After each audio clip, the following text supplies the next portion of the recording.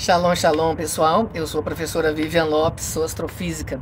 Hoje é 15 de dezembro de 2022. Eu estou gravando esse vídeo para encorajá-lo a ler o maior best-seller da humanidade, a Bíblia Sagrada. Há exatamente um ano atrás, eu gravei um vídeo dizendo que eu iria ler a versão King James 1611. É essa tradução aqui. E eu a li e vou fazer uma análise brevíssima para vocês e vou dizer qual é a próxima tradução que eu irei ler o ano que vem, a partir de 1º de janeiro, se o Senhor assim me conceder. Então o meu parecer, eu gostei imensamente da tradução King James 1611, porém preciso dizer que ela contém um defeito gravíssimo.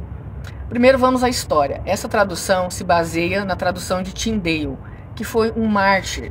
200 anos aproximadamente antes de Tyndale, havia um decreto na Inglaterra, por influência de Roma, de que seria punido com a morte quem produzisse traduções da Bíblia. E Tyndale, ele ousou fazer isso, né? E ele realmente foi morto, seu corpo foi queimado em praça pública. Ele traduziu todo o Novo Testamento e traduziu aproximadamente metade do Antigo, até onde eu sei, Jonas, o Pentateuco e Gênesis. E então não poderia ter sido Tyndale que cometeu esse erro. Porém, séculos depois, o rei King James, que era um rei culto ao extremo, ele falava muitos idiomas, ele foi um dos poucos monarcas no mundo inteiro, na história toda, a tratar diretamente dos seus negócios sem intérprete. O homem falava muitas línguas. E antes, de eu continuar sobre isso, o Tyndale, a última oração dele, ele morreu dizendo isso: Senhor, abre os olhos do rei da Inglaterra. Sendo morto, ele pronunciou essa oração e Deus o ouviu. Pouco depois, então, se começou a traduzir a Bíblia para o inglês. A tradução do Tyndale foi a primeira tradução para o inglês, diretamente dos originais hebraico, grego e aramaico. Ok? Então, em 1611, então, o rei King James estava aí com a sua, tendo autorizado a sua versão, onde ele reuniu um grupo, de dezenas de eruditos, da maior competência, não só ali na Grã-Bretanha, que foi ele, o King James, que criou essa designação, unificando, Escócia e Inglaterra, e enfim, e para você ter uma ideia do nível dessa gente, desses tradutores, por exemplo, tinha um lá que falava 15 idiomas, e todos eram desse nível, autores de léxicos, assim, de uma competência, que iam horas e horas e horas a fundo em debates no hebraico. Todos dominavam fluentemente as línguas bíblicas e outras línguas semíticas. Foi um trabalho maravilhoso. Então, o que eu amei nessa Bíblia, ela usa muitos termos muito próximos do hebraico. Por exemplo, ela usa o termo Shabat. Ela está escrevendo lá no Pentateuco, ela não escreve o sábado, ela escreveu Shabat. E assim, muitos outros termos, as expressões são muito próximas do hebraico. Eu amei. E o que eu não gostei, o que certamente não vejo como ter vindo do Tyndale, que foi Isaías 14, 29. Nesse texto de Isaías 14, aparece 2 vezes a palavra Palestina.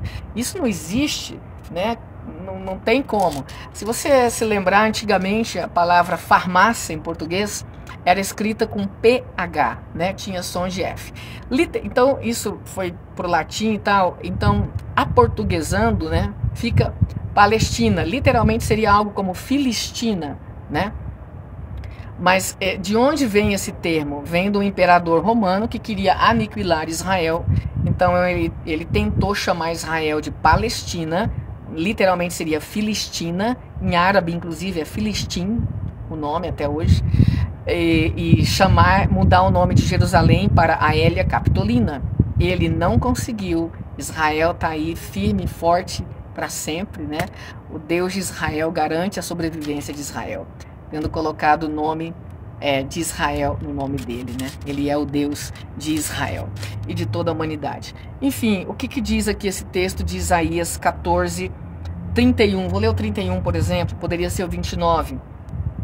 Geme, ó portão, chora, ó cidade, tu, Palestina inteira, estás derretida, pois virá do norte uma fumaça, que ninguém estará sozinho em seus momentos fixados. Então, isso aqui é um erro muito grande, não existia isso na época do profeta Isaías, certamente Tyndale não fez esse absurdo, eu não acredito nem que ele tenha feito alguma tradução do livro de Isaías, é um absurdo muito grande isso, não sei como que puderam cometer um erro desse, né? Mas tirando isso, só tem esse erro que eu não gostei nessa tradução 1611. Ele não é só em português, não é coisa do tradutor para o português, não. Na versão 1611 está assim mesmo, o que eu vi no inglês está assim mesmo, ok? Então ela tem esse defeito gravíssimo, mas no restante é simplesmente maravilhosa, ok? A próxima versão que eu estarei lendo, só para complementar, essa Bíblia que eu li, a King James, ela é uma Bíblia de estudo, né? Tem a Bíblia de estudo Holman aqui. Vou mostrar de novo a capa. Essa aqui é uma edição da BV Books. Tem a Bíblia de estudo Holman aqui. Se você quiser a Bíblia de estudo Holman em outra tradução, eu recomendo aqui, ó, essa Bíblia lindíssima, linda demais, né? Eu amo demais. Na versão corrigida, a versão corrigida, essa tradução é uma tradução espetacular. Inclusive, as fontes que ela usou para traduzir para português são diferentes das fontes da Bíblia de Almeida atualizada, né? É tudo Almeida? Pois é, mas as fontes são diferentes, não são os mesmos manuscritos que foram usados, ok? Então, a minha próxima leitura, se Deus quiser, da Bíblia inteira vai ser nessa tradução aqui, ó, a Nova Almeida atualizada. De cara, eu já vou dizer que eu não gostei muito do que eu vi, tá? Porque ela fez justamente o contrário do que a King James fez, né? Que a King James usou expressões muito próximas do hebraico, palavras, né, hebraicas. Inclusive foi a primeira tradução a usar dentro do texto a palavra Jeová. Até hoje muitas traduções, essas aqui inclusive, elas não colocam o nome de Deus. Isso vem de uma origem, né, que o judeu não pronunciava o nome de Deus para não usar o nome de Deus em vão. Então ele tinha esse receio. E a tradução acabou se perdendo, né? Então eles escrevem tudo em letra maiúscula em português, tem esse padrão hoje, e escrevem a palavra Senhor. Algumas traduções Adonai, mas nós já temos, né, várias traduções onde aparece a palavra Jeová, por exemplo, a tradução brasileira. Ok? Então essa aqui ela já vai perdendo, eu já até mandei essa crítica para a Sociedade Bíblica, ela foi perdendo algumas expressões hebraicas. Vou dar um exemplo, né? A Bíblia diz: a alma que pecar, essa morrerá. Então ele substituiu a palavra alma e colocou uma palavra que ele considera mais próxima. Mas no meu entender, quando você faz isso, você já perde muita coisa, você está perdendo a originalidade, né? Enfim, eu não li essa tradução completa ainda e eu espero fazê-lo no próximo ano. Faça isso você também, porque a Bíblia é a única palavra que realmente transforma para o melhor. Ela nos puxa para cima. Shalom, shalom. Feliz 2023.